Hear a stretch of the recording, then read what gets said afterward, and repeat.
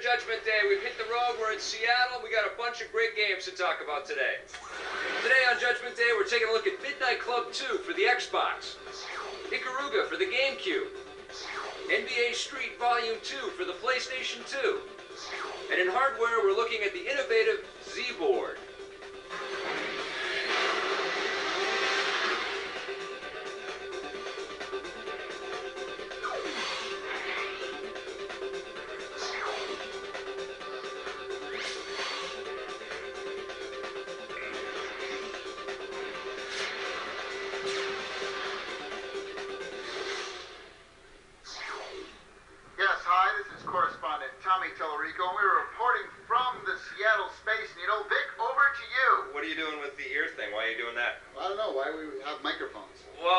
Because of the space, there's a lot of interference in the area, so these are better. You're going to hear us better with these. Hey, speaking of Space Needle, right? Aren't we talking about Planetside? Right, of course. The perfect segue. Aren't we talking about Planetside? It was dangerous to give this guy a microphone. Judgment Day, we rate your games every day. We're talking about Judgment Day. What'd you think of Planetside, man? What'd you think of this game?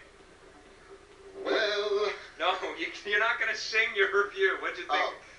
Planetside is a really, really complex first-person shooter, online, real-time, insert... persistent universe.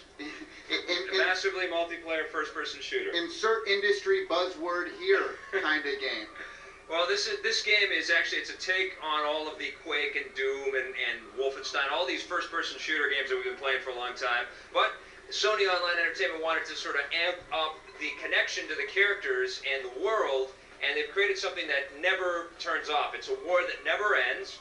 So you can create your own character, you can name him anything you want, give him all kinds of certificates. He's either going to become a very specialized weapons expert, or he's going to be able to learn how to drive and fly vehicles, or he's going to learn how to use medicine to help his buddies. You know, lots of different sort of skill sets that you can earn. I'll tell you my biggest problem with Planetside, though. Planetside is all about joining a team, yes, going on a mission. Now, I personally don't like going into a game where I have to rely on other idiots. But that's the whole basis, the foundation of the gameplay here. That's what they've created. They've created a completely team-oriented But if your team shooter. sucks, then you suck. Well, you jump off of that team and you go join another one. You can pick up new squad mates, join sort of platoons, and no one wanted me on their team. Well, I wonder why. Because I kept shooting them. Now, here's the biggest problem, though, I had in the experience. There's a lot of lag. There is lag. And there's a lot of crashing that goes on. Now, the problem with this is that this is a first-person shooter game, and you have to pay a monthly fee every month. I think it's $10.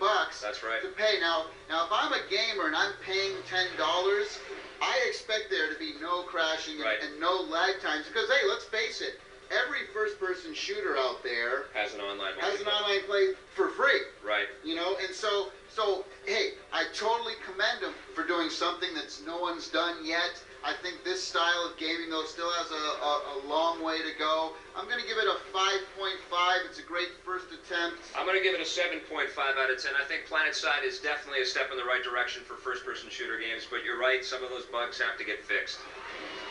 On the positive side, this game features an incredible array of weapons and vehicles to play with. The training in the game is very robust. There's tons of skills that you're going to learn and acquire as you play through the game.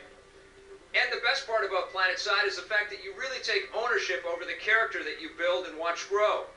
On the negative side, there's lots of lag times and crashes. It is a team experience, so there's not much of a one-player mode. And finally, there is a monthly fee to play this game, and no other first-person shooter game does that. All right, let's switch now from the massively multiplayer first-person shooter realm and talk about Midnight Club 2 from Rockstar. It's for the Xbox, but also available for PlayStation 2. What'd you think of this one?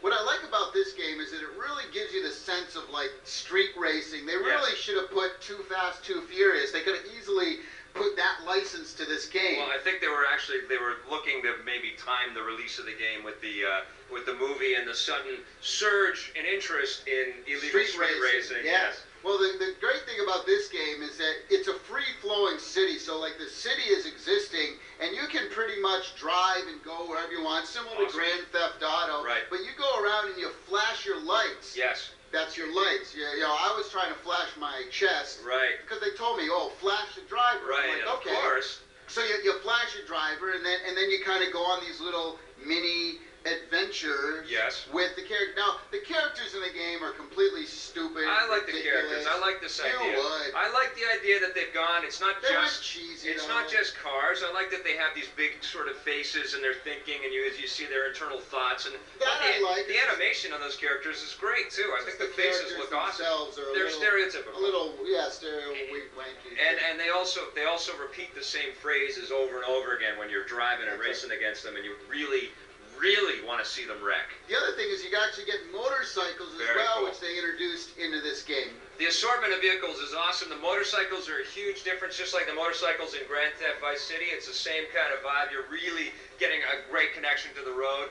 And that's the great part about this game is they have added big jumps. Oh, yeah. Crashing through windows, going upstairs and stuff.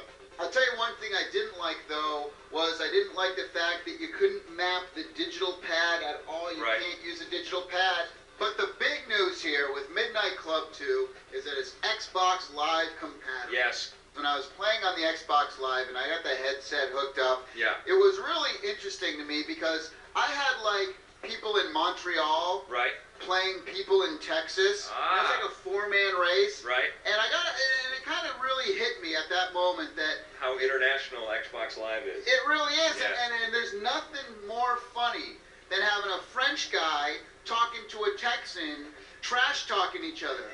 It is pretty amazing. There's already a huge community being built up around this game, and for good reason. The online stuff is awesome. You can play all of the cars that you earn through the campaign mode, and you know, obviously there's guys that have just sat and played this thing to death, so they have the best cars and they're winning every single race. But it's still fun to jump in there and trash talk and see what some of the best drivers in the world are playing and how well they're playing this game. But that brings up kind of a frustrating element here. You have to win every race in order to advance in the campaign mode, and it gets very frustrating to do those same races over and over again. I think they should have done some kind of reward system if you come in second or third. I love Midnight Club 2. Definitely pick it up for your Xbox or PlayStation 2. You want to play this thing online. 9.5 out of 10. I'm giving it an 8. On the positive side, there's an awesome collection of cars in this game, and you get to drive motorcycles as well. The physics and handling of the vehicles is exactly the way you want it to be. It's a little bit arcadey, but it's pitch perfect. But the best part about the game is that you can get online and play with up to 7 of your friends. Amazing. On the negative side, I would have liked to have seen the digital pad supported. In some of the challenges, you have to come in first place, and you pretty much have to memorize where you need to go. And some of the characters and their voices get annoying. Stick around. We're going to hoop it up after this with a look at NBA Street Volume 2. Hoop it up. You like that one, don't you? Hoop-de-doo.